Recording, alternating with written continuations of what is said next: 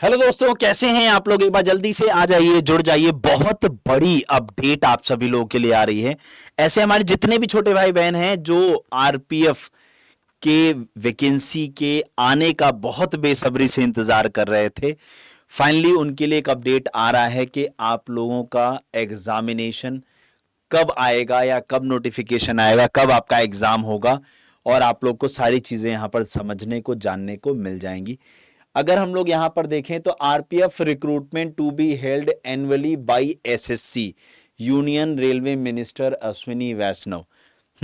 यानी अश्विनी वैष्णव जी ने आज जो है एक प्रेस कॉन्फ्रेंस में ये कहा है कि आप लोग का अब से जो आपकी वैकेंसी है आरपीएफ की, वो निकाली जाएगी एनुअल बेसिस पर, एसएससी के थ्रू निकाली जाएगी, रेलवे से नहीं निकलेगी।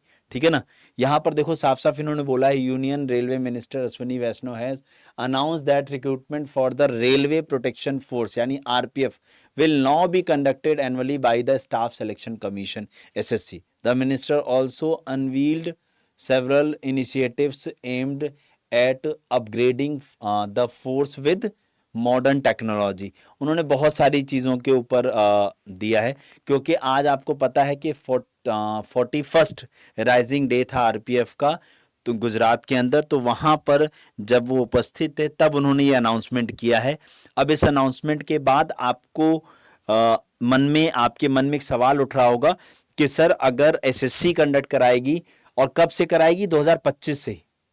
कब से कराएगी, 2025 से ही कंडक्ट कराएगी।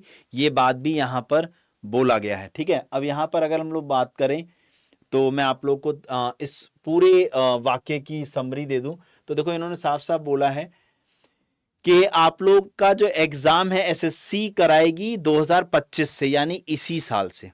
अगर मैं एसएससी के एनुअल कैलेंडर की बात करूं तो एसएससी का एनुअल कैलेंडर आपसे ये कहता है कि एसएससी जीडी का नोटिफिकेशन आप नवंबर के महीने में 14 नवंबर को निकालने वाले हो। एसएससी जीडी का एक महीने लगभग फॉर्म भरा जाएगा, तो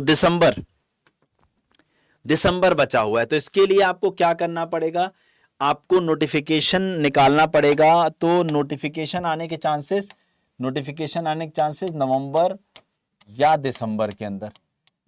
दिसंबर के अंदर, आरपीएफ का नोटिफिकेशन एसएससी दे सकता है। तो पहली चीज तो आपके दिमाग में ये होनी चाहिए। देखो क्या क्या चेंजेस हुए। Annual recruitment, the RPF exam for constable and sub inspector post will be now conducted annually, providing regular opportunities for job aspirants.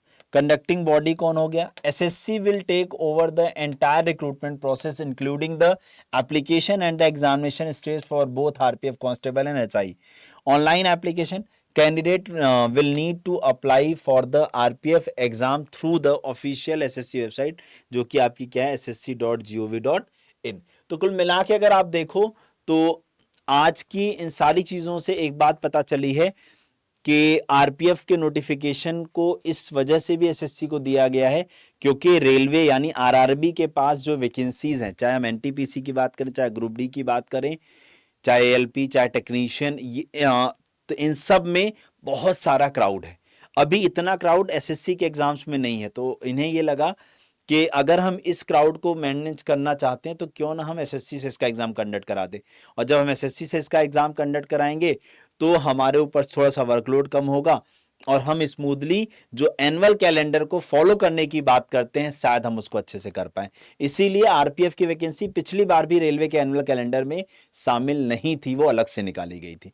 तो आप सभी लोग मुझे कमेंट करके बताइएगा कि आप लोग को क्या लगता है कि क्या एसएससी अच्छे से आरपीएफ का एग्जाम कंडक्ट करा लेगी या एग्जाम आरआरबी को यानी रेलवे रिक्रूटमेंट बोर्ड को ही कराना चाहिए। और आपके क्या विचार हैं अश्विनी वैष्णव जी के इस फैसले के ऊपर, रेलवे मिनिस्टर जी के इस फैसले के ऊपर, आप लोग मुझे कमेंट करके जरूर बताइएगा।